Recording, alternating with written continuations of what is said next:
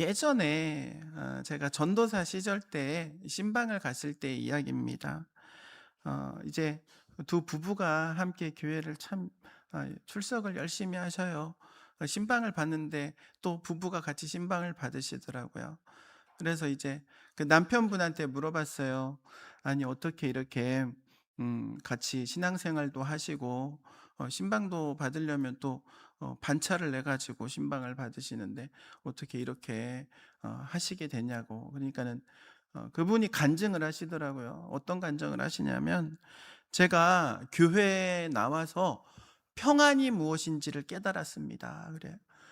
평안이 뭔지를 교회 나와서 깨달았대요. 교회 나오기 전에는 몰랐대. 교회 나오기 전에는 그냥 그런 줄 알았대. 맨날 아내가 바가지를 긁어도 그냥 그런갑다. 그리고 짜증을 내도 그냥 그런갑다. 그랬는데 어느 순간 아내가 짜증을 안 하더래. 짜증을 안 부리고 히스테리를 안 부리더래. 곰곰이 보니까는 자기가 교회를 가면 아내가 조용하고 교회를 안 가면 온갖 짜증을 다 낸다는 것을 깨달은 거야. 그래서 그다음부터는 아내를 따라서 교회를 잘 나왔다고 그러더라고요. 그러면서 평안을 깨달았대. 저는 그렇게 안 가르치는데 저는 신방 가면 그럽니다. 믿지 않는 남편을 위해서 섬겨야 됩니다. 절대적으로 순종해야 되고 복종해야 되고 여러분의 말과 행실이 남편을 변화시킵니다. 나는 좋은 쪽으로 얘기를 하는데 그분은 반대로 하시더라고. 근데 그것도 누울 자리를 보고 다리를 뻗는 거죠. 여러분 평안을 만들어가는 거 쉬운 일이 아니죠. 그리고 사람마다 또 다르죠. 여러분 가정 가운데서 여러분이 피스메이커가 될 수 있기를 바랍니다. 여러분의 일터 가운데서도 여러분이 피스메이커가 되시기를 주의 이름으로 축원드립니다. 여러분의 삶의 현장 가운데서도 여러분이 피스메이커가 되기를 주의 이름으로 축원드립니다. 세상은요, 이 평화를 만들기 위해서 세 가지가 있어야 된다고 이야기해요. 세 가지. 첫 번째는 힘이 있어야 된다고 그래요. 강력한 힘, 능력, 실력, 권력, 이게 있어야 된다고 이야기하죠. 힘이 없으면 그 누구도 귀 기울이지 않기 때문에 그렇죠. 두 번째는 또 이 이야기를 합니다. 강력한 법이 있어야 된다. 강력한 힘이 있어야 되고 강력한 법이 있어야 된다 그럽니다. 모든 사람들이 그래야 그걸 듣고 따르기 때문에 그렇다고 하죠. 그리고 세 번째는 책임과 의무가 있어야 된다 그래요. 노블레스 오블리주라는 말처럼 자신들이 누리는 어떤 그 지위와 권리에 합당한 책임을 지는 그런 사회. 그럴 때 평화가 된다 이야기를 하죠. 여러분 세상이 평화로우려면 이 힘과 법과 책임과 의무 이것으로 세상은 평화로울까요? 그렇지 않은 거예요. 그렇지 않은 거예요. 세상은 그렇게 얘기를 하지만 이 세 가지를 갖춘다고 해서 평화로워지는 게 아닙니다. 예전에는 미국을 가리켜서 세계의 경찰이라고 그랬죠. 세계의 질서를 유지한다고. 질서의 수호자 이런 이야기도 했죠. 그런데 요즘은 어떻습니까? 하도 분란을 일으키니까는 뭐라고 말해요? 세계의 깡패라고도 하잖아요. 가진 힘을 가지고 사용을 엉뚱하게 하니까 그런 거예요. 여러분 힘을 가지고 있다고 평화가 만들어지는 게 아니라는 거예요. 힘이 있다고 평화가 되는 게 아니야. 뿐만 아니라 모든 사람 법 앞에 평등하다고 배웠잖아요. 그리고 그렇게 알고 있죠. 그런데 요즘 뭐 청문회나 뭐 국정감사 봐보세요. 판사들 검사들 나와가지고 하는 행태들이 막 드러나는 거 보세요. 법을 갖다가 자기네들 마음대로 이용을 하잖아요. 자신들의 이해득실에 따라 법을 이상하게 적용하잖아요. 사익을 위해서 편법을 동원하기도 하죠. 뿐만 아니라 책임 있는 자리, 그 자리에 있으면서 권리만 누리려고 하지 책임을 지려고 하지는 않죠. 책임자가 없습니다. 무언가 책임을 물으려고 하면 책임자가 없어요. 다 나몰라라 합니다. 그 자리에 있으면서 단물은 빨아먹어도 책임은 안 지는 거예요. 강력한 힘이나 법이나 책임과 의무를 가지고 세상의 평화가 이루어지지 않는다는 것을 단적으로 보여주는 일들이죠. 여러분 왜 이런 강력한 힘이나 법이나 책임과 의무를 가지고도 세상의 평화가 이루어지지 않을까요? 왜냐하면 그것을 가지고 적용하는 사람이 바로 죄인이기 때문에 그렇습니다. 죄인의 본성을 감출 수 없기 때문에 그래요. 아무리 숨기려고 하고 포장하려고 해도 결국에는 드러나게 되어 있는 겁니다. 죄인의 본성은 힘도 정의도 책임과 의무도 모두 자신의 이득을 위해서 사용하기 때문에 그래요. 그래서 이런 말이 있습니다. 절대 권력은 절대 부패한다. 뿐만 아니라 이런 이야기도 있습니다. 이기적인 평화, 이기적인 평화. 나만 평안하면 된다는 거예요. 가는 곳마다 분란을 일으킵니다. 분란을 일으키는데 자기는 평안한 거예요. 가면서 불씨 하나 던져놓고 자기는 평안한 거예요. 성경의 로마서나 고린도전서에 보면 사람의 죄목들을 나열하고 있는 가운데 몇 가지 죄가 있죠. 당짓는 것, 분쟁하는 것, 수군수군대는 것, 비방하는 것, 뭐 이런 것들을 나열하고 있습니다. 이런 사람들을 가리켜서 뭐라고 말하냐면 트러블 메이커라고 그래요. 문제를 만들고 문제를 일으키는 사람들이죠. 여기서 이 말 옮기고 저기서 저 말 옮기고 싸움 만들고 부추기고, 평화롭게 사는 곳에 불을 지릅니다. 가는 곳마다 말썽을 일으키는 거예요. 근데 자기는 평안해. 혼자 평안해. 다 불질러 놓고. 이기적인 평화라는 거예요. 이기적인 평화. 여러분, 우리는 피스메이커는 못 되더라도 제발 이 트러블 메이커는 되지 말아야 합니다. 어디 가서 트러블 메이커라는 말도 듣지 말아야 되는 거예요. 교회에서도 보면은 그런 문제들이 가끔 일어나기는 해요. 그런데 여러 사람들 때문이 아니야. 한 사람이 한 사람, 문제를 만드는 한 사람, 그 한 사람 때문에 힘들어져요. 미꾸라지 한 마리가 온 연못을 흐려놓는다는 말처럼 한두 사람이 말썽이야. 한두 사람. 전 세계의 평화도 누구 때문에 말썽이야? 한 사람 때문에 말썽인 거야. 내가 누구라고 말은 못하겠어. 뭐 우리말로 따지면 트시야, 트시. 한 사람이 한 사람이 문제를 일으켜가지고 시끄럽게 만드는 거예요. 말썽이란 말썽은 다 일으켜놔. 그런데요, 재밌는 건 혼자 평안해. 혼자 평안해. 참으로 얄미운 사람들이죠. 하나님께서는 우리에게 모든 사람과 더불어서 화평하라고 말씀하십니다. 로마서 12장 18절 말씀에 이렇게 말씀합니다. 여러분 쪽에서 할 수 있는 대로 모든 사람과 더불어 화평하게 지내십시오. 할 수만 있으면 어떻게 지내라는 거예요? 싸우지 말라는 얘기예요. 싸우지 말라는 얘기예요. 화평하게 지내야 된다. 우리는 할 수만 있으면 화평해야 합니다. 잠언 17장 1절에 이렇게 말하잖아요. 마룻빵 한 조각을 먹으며 화목하게 지내는 것이 진수성찬을 가득히 차린 집에서 다투며 사는 것보다 낫다는 거예요. 그러니까는 집안에서 조금 곰핍하고 궁핍해도 화목한 것이 부유하고 불화한 것보다 낫다는 거예요. 하나님께서 평화를 명령하셨을 뿐만 아니라 이 평화를 만들어가는 방법도 우리에게 가르쳐 주셨어요. 세상의 방법은 통하지 않는 거예요. 힘이나 법이나 정의나 책임과 의무로는 할 수 없는 것을 하나님께서는 하실 수 있는 거예요. 그리고 하나님께서 그 방법을 가르쳐 주셨어요. 그 방법은 바로 십자가입니다. 예수님의 십자가. 에베소서 2장 14절에서 16절 말씀에 이렇게 말씀합니다. 그리스도는 우리의 평화이십니다. 그리스도께서는 유대 사람과 이방 사람이 양쪽으로 갈라져 있는 것을 어떻게? 하나로 만드신 분입니다. 그분은 유대 사람과 이방 사람 사이 가르는 담을 자기의 몸으로 허무셔서 원수된 것을 없애셨어요. 그리고 15절 여러 가지 조문으로 된 계명의 율법을 폐하시고 그분은 이 둘을 자기 안에서 하나의 새 사람으로 만들어서 평화를 이루셨습니다. 그리고 16절에 원수된 것을 십자가로 소멸하시고 이 둘을 한 몸으로 만드셔서 하나님과 화해시켰습니다. 여러분, 예수님의 십자가는 중재자를 상징하죠. 중재자. 예수님의 십자가에 가로막대기가 있어요. 가로막대기는 사람과 사람을 연결해주는, 사람과 사람 사이에 중재해주는 그 관계를 십자가를 통해서 이루시는 거예요. 그리고 세로막대기도 있죠. 위에서 아래로. 이것은 바로 하나님과 사람 사이에 끊어진 관계를 이어주는 십자가인 거예요. 예수님의 십자가는 그래서 사람과 사람을 이어주고 하나님과 사람을 이어주는 거예요. 그 사이에서 중재를 하는 겁니다.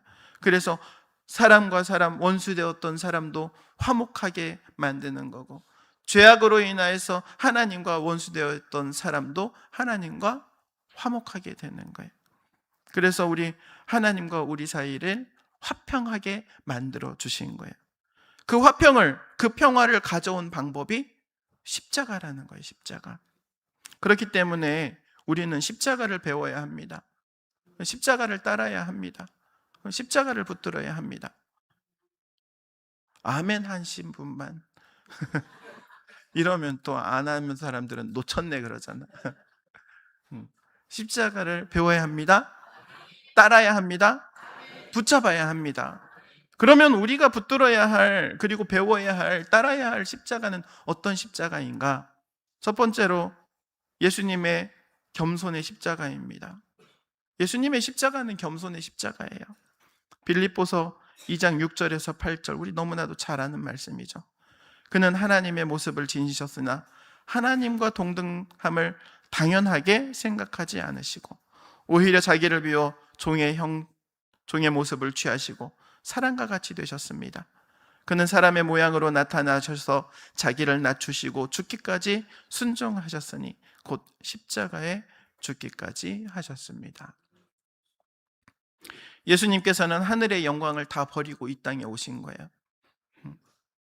뿐만 아니라 우리를 위하여 십자가의 고난을 당하십니다. 십자가는 사람이 당할 수 있는 가장 큰 고통을 의미하죠. 그런데 고통만 의미하는 건 아닙니다. 동시에 수치도 의미하는 거예요. 수치스러움. 왜 그렇습니까? 십자가형을 당할 때에는 발가벗겨져서 십자가에 달리는 거예요. 우리는 흔히 십자가에 달리신 예수님을 떠올리면 그래도 천이라도 하나 이렇게 두르고 있잖아요. 근데 그거는 감히 그 모습을 다 드러낼 수 없으니까 천을 둘렀을 뿐 실제로는 다 벗겨요. 발가벗겨가지고 십자가에 다는 거예요. 인간적으로도 얼마나 수치스럽습니까? 십자가형을 당하는 사람은 발가벗겨져서 십자가에 매달리기 때문에 수치스러운 거예요. 그보다 더 낮은 자리로 내려갈 수가 없는, 그보다 더 낮은 자리가 없는 거예요. 예수님께서는 겸손하셔서 그 모든 수치를 감당하신 겁니다. 십자가에 달리시면서 낮아지시고 그리고 죽기까지 낮아지신 거예요. 그리고 또한 두 번째, 예수님의 십자가는 관용의 십자가입니다. 관용. 이 관용이라는 것은 모든 것을 받아주는 거예요. 모든 것을. 그리고 참아주는 거예요. 모든 것을 받아주려면 그릇이 커야겠지요. 종직 그릇 위에다가는 큰 대접을 올릴 수 없어요. 그러면 쓰러지고 맙니다. 커야 돼. 다 품에 안으려면. 여러분, 그런데 관용은요, 받아주기 위해서 그냥 약자가 힘이 없어서 억지로 받아주는 이런 거 아닙니다. 힘이 있어. 그럼에도 불구하고 용납해 주는 거예요. 관용은.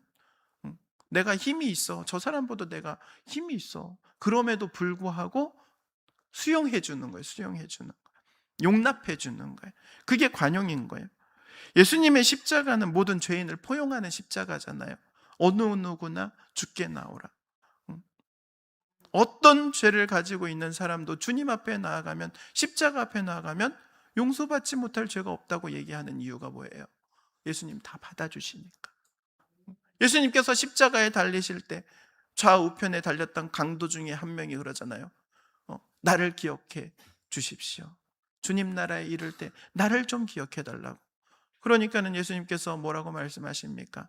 내가 오늘 나와 함께 낙원에 있겠다 그러시잖아요. 그를 포용해 주시는 거예요.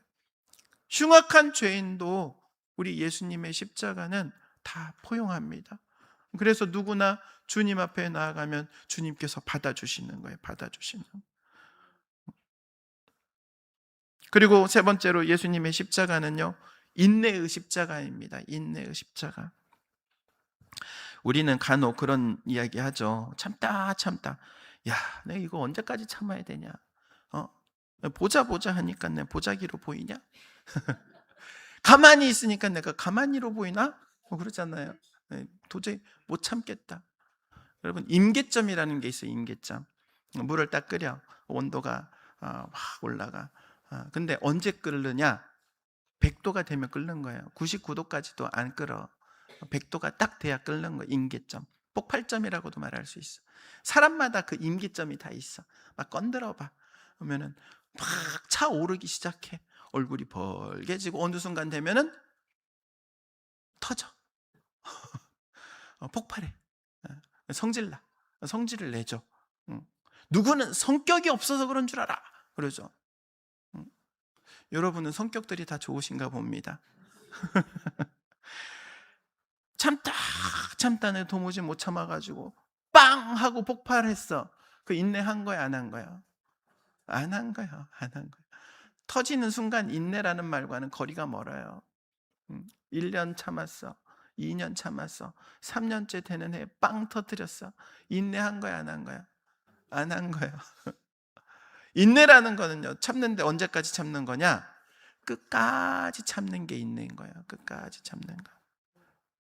예수님께서는요, 끝까지 참으시잖아요. 히브리서 12장 2절 말씀에 이렇게 말합니다. 믿음의 창시자요 완성자이신 예수를 바라봅시다. 그는 자기 앞에 놓여 있는 기쁨을 내다보고서 부끄러움을 마음에 두지 않으시고 십자가를 참으셨습니다. 십자가를 참으신 거예요. 여러분, 예수님은 십자가를 끝까지 참으셨습니다. 그 십자가를 끝까지 참으셨기에 우리에게 부활의 소망이 있는 거예요. 여러분, 참을 만큼 참았다고 얘기하지 마세요. 끝까지 참으세요. 우리가 참아야 될 것은 언제까지 참아야 된다? 끝까지 참아야 된다. 끝까지 참아주는 거예요. 참아주는 거예요. 예수님의 십자가는 참아주는 십자가예요. 그리고 네 번째로 예수님의 십자가는 희생의 십자가입니다. 요한복음 10장 11절 말씀에 나는 선한 목자이다. 선한 목자는 양들을 위하여 자기 목숨을 버린다. 예수님께서 양을 위해서, 양인 우리를 위해서 우리의 죄의 짐을 다 지시고 자신의 생명을 내어주신 거예요. 우리를 구원하시기 위해서 자신의 생명을 아끼지 않고 내어주신 거예요. 예수님의 희생이 있기 때문에 우리에게 영생이 있는 거예요. 예수님께서 희생하셨기 때문에 우리가 모든 죄를 용서받고 구원받고 하나님의 자녀되고 성령받고 은혜받고 아멘도 안 하고 말씀도 잘 듣고 있는지 모르겠어. 잘 따라오고 있는지 모르겠어. 주님의 십자가는 희생의 십자가인 거예요. 우리를 위해서 피 흘리시는. 그리고 예수님의 십자가는 또한 사랑의 십자가이죠. 로마서 5장 7절에서 8절 말씀에 이렇게 말씀합니다. 의인을 위해서라도 죽을 사람은 거의 없습니다. 더욱이 선한 사람을 위해서도 감히 죽을 사람은 드뭅니다. 그러나 우리가 아직 죄인 되었을 때에 그리스도께서 우리를 위하여 죽으셨습니다. 그리하여 하나님께서는 우리들에 대한 자기의 사랑을 실증하셨습니다. 확실한 증거로 주셨다는 거예요. 십자가는요, 하나님께서 우리를 사랑하시는 사랑의 증거입니다. 프로포즈 할 때 뭘 주죠? 반지를 줘요. 반지의 의미가 뭐예요? 약속이에요, 약속. 그럼 반지에다가 그냥 반지 줘요? 아니면 반지에 뭐 하나 달아서 줘요? 뭐 하나 달아서 준단 말이야. 뭘 달아줘? 다이아몬드 달아줘. 다이아가 뭐길래? 영원을 의미하잖아. 영원한 약속이라는 거야. 그 약속의 증거로서 반지를 껴주는 거야. 좀 알고나 줘. 그냥 주지 말고. 하도 오래돼가지고 까먹었지, 우리야. 십자가는 약속입니다. 하나님의 약속. 내가 너를 사랑한다는 사랑의 약속이고 사랑의 증표인 거예요. 십자가를 바라보면 그래서 하나님의 사랑이 느껴지는 거예요. 주님께서 나를 저렇게 사랑하시는구나.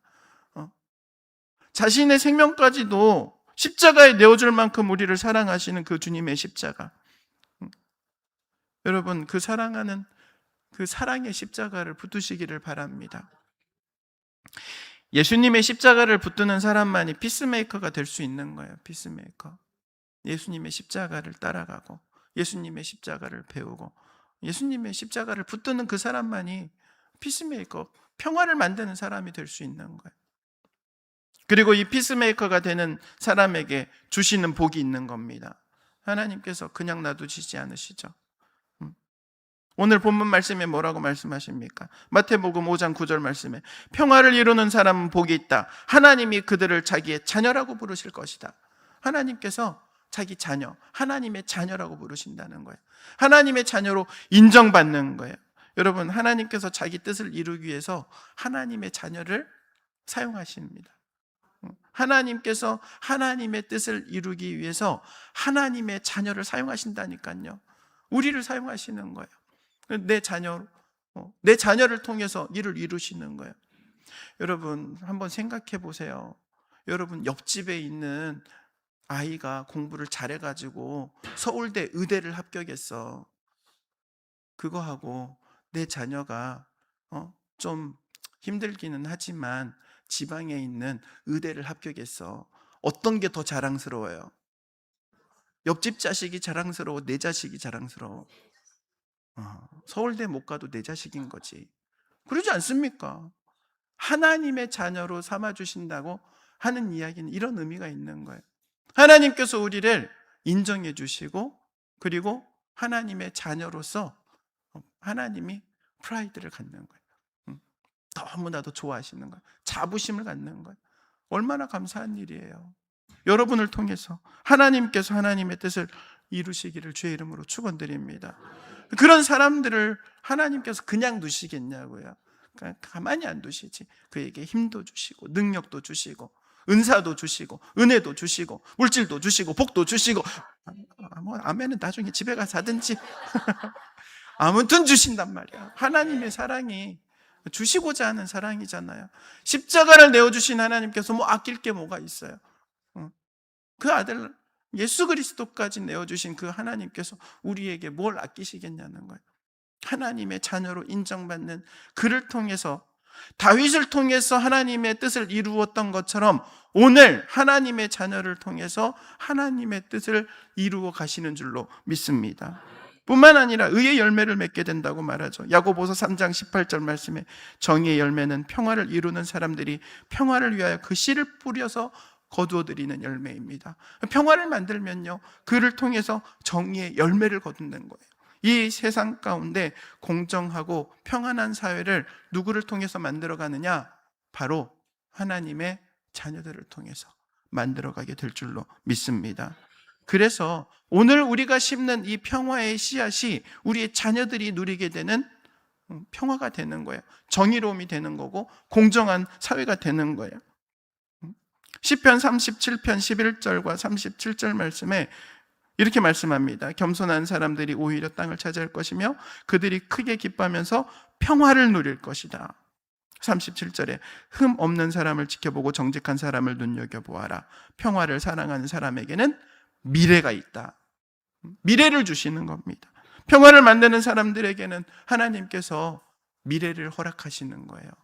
미래라는 말은 다른 말로 희망이라고 말할 수 있어. 소망이라고 말할 수 있어. 그걸 우리에게 주시는 거예요. 세상 사람들이 갖지 못하는 하늘에 대한 뿐만 아니라 이 땅을 살아가는데 하나님의 공의와 정의와 사랑하는 성도 여러분, 여러분이 피스메이커가 되시기를 주의 이름으로 축원드립니다. 기도하도록 하겠습니다.